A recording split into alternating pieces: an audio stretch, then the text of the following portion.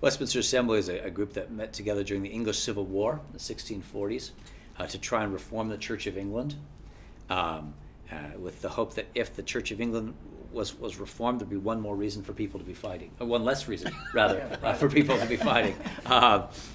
So 120 pastors are basically present in a room, not all at once, usually 60, 80 at a time, discussing everything about pastoral theology, church life, theology, how to run a church, how to worship God and honor Him.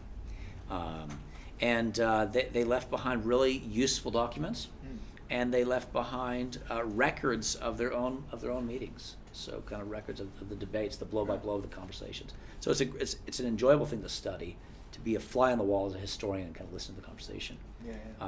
But then they've also produced these really useful texts. You know. So one of the myths, I think it's a myth about the assembly, is they took a long time to do not very much. Yeah. But they actually got through a lot, didn't they?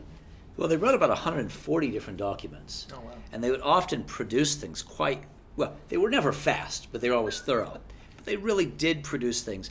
But there's also the Assembly was responding to requests by members of Parliament, by the Parliament itself in England, to change the church. And often they would send things to Parliament, and Parliament just didn't like what they did.